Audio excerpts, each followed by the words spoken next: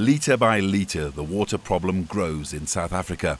They call it acid mine drainage, and here it flows into a dam on its way to the nearby Vaal River. Millions of litres a day emerge from uranium workings just outside Randfontein to the west of Johannesburg. Rand Uranium, which mines here, tries to treat the water with lime to break down the harmful metals in its midst. Most of this water is a cocktail of iron pyrates, high sulfate, uranium and manganese.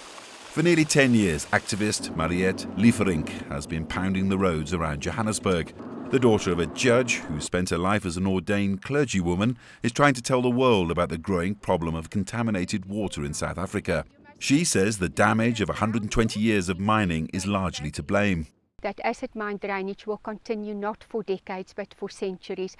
All these tailings dams that surround us contain approximately 6 billion tons of iron pyrite. Every time it rains or there is seepage or percolation of water, it generates acid mine drainage. So it is not just the flooding of the mining basins and the decant on surface, there is also an unqualified volume of acid mine water flowing subsurface. And it's a national problem. This map gives some idea of how groundwater is threatened across the country, from everything from urban and industrial effluent to metals and mining. Dr. Anthony Turton is an academic and one of South Africa's leading water experts. Well, if nothing is done, then I hate to be a doomsayer.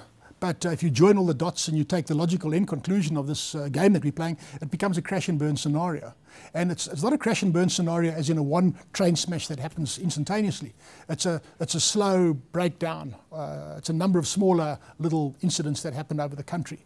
And in effect, the first thing that's going to happen is you're going to start seeing food prices increasing. And it's very interesting to note that in the not too distant past, a month or so back, we had rioting in Mozambique, completely unpredicted, completely out of the blue. And what was driving those riots?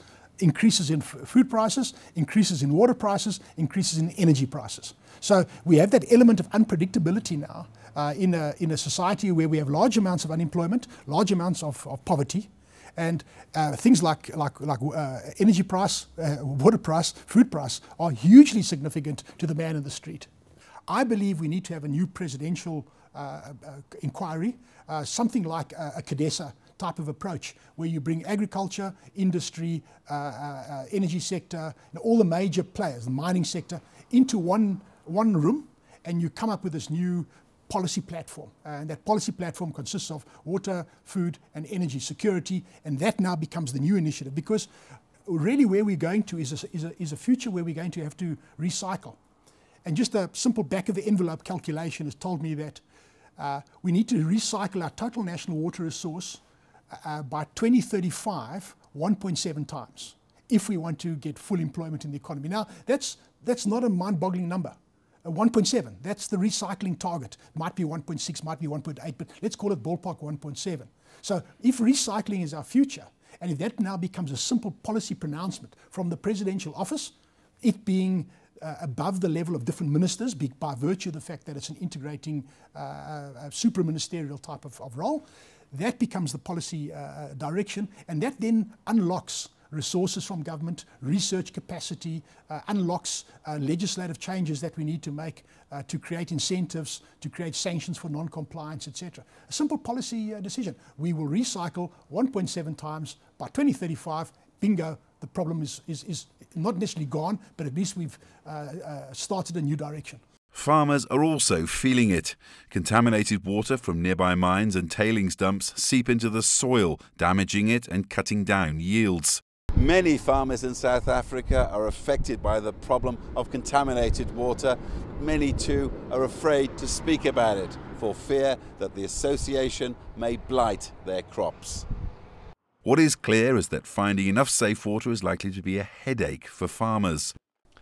Well, you know, we had a water commission way back in the 1960s, and they predicted that by 2020 South Africa would not have enough water for growing food, and because we classified by the United Nations as a semi-arid country, so we're not a well water endowed country. The quality of water in many of our rivers is deteriorating. There's talk at the moment now that some farmers are having to put upstream processing plants into the water supply chain simply to filter out this blue-green algae, cyanobacteria, because we now know that that is toxic if it's used for irrigation purposes. There's a growing body of evidence to suggest that that is so. So what that's going to do now is it's going to increase the input costs to the individual farmer. And when it comes down to the salts, for example, from acid mine drainage, what that's going to do is it's going to slowly start reducing the carrying capacity of the soil because your salt buildup basically destroys the capacity of the soil to carry crops. It's a multi-billion-dollar problem and business is already feeling the pinch. Mining company Rand Uranium, which is responsible for this pipe, says it's spending R2.5 million a month on treating this water. That's more than $250,000. The company said in a statement, the problem will only be solved permanently with significant investment.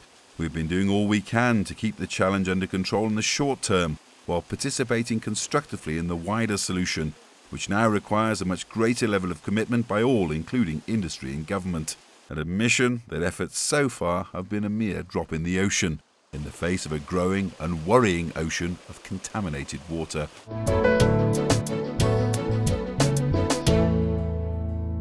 Serious situation out there in the fields. Now in the studio with me, I have a soft commodities expert, Erhard Bredenhan. How are you reading this water situation? Well, certainly water is critical to crop production and for safe food. So this type of scenario that we see here is critical that something happens about it. Do you think there'll ever be a reflection in commodity prices of the kind of water quality that farmers are having to put up with here? Well, certainly if we have a reduction in yields and water availability and quality of water, then it certainly could have an effect. And commodities themselves, the Fed action of quantitative easing has had some sort of effect on the dollar, which has an effect on the commodity price. Yes, certainly.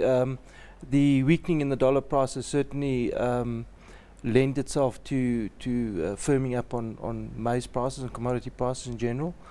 And on top of that, the Environmental Protection Agency in the US has now increased the amount of ethanol that's allowed to go into fuel in the US, which is going to firm maize prices because the ethanol comes from maize in general.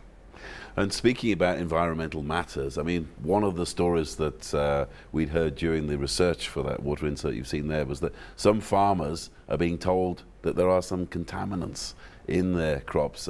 Many are reluctant to talk about it. But do you think this is going to be a factor in soft commodities?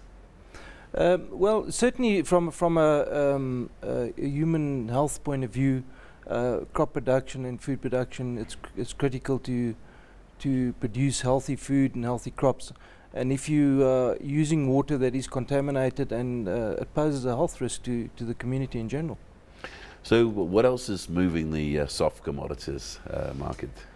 Well, there still is a good, robust demand globally for grains. So we're finding that that prices have been very firm for quite some time now. And then from a domestic point of view, the Crop Estimates Committee released their numbers on the 21st of last month, and we've seen a 10% reduction in hectares for maize, 30% increase in sunseeds, and 25% in soybeans. South Africa's still got a very healthy supply and demand scenario, so prices will remain under pressure to ensure deep water exports keep taking place. And what are the movers? Which commodities are the ones on the move this month?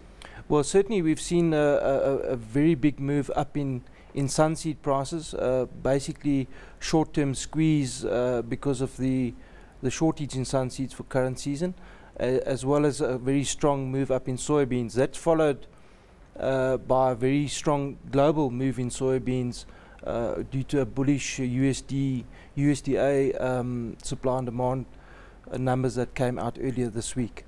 Maize, though, has been under pressure. I think one of the main reasons for that is that we've seen some white maize exports taking place to Korea, which is first time that we've seen deep water white maize exports this year, and that certainly has also made the white maize, yellow maize gap close up quite a bit. And also we talked in the last show about the first ever maize exports to Spain, which was surprised everyone. Do you think that there's likely to be more countries around the world looking to South African maize? Yes, very much so. We had the problem of export permits as far as genetically modified products are concerned to some destinations. That seems to be slowly but surely sorting itself out and opening up more destinations for South African maize. And looking ahead now, the next month, what do you see unfolding? Well, I foresee that that maize prices certainly staying under pressure. The rainfall that we've had recently for the next season's crop is looking very positive. So we can look forward to a good crop again next year, and that certainly has to keep prices under wraps.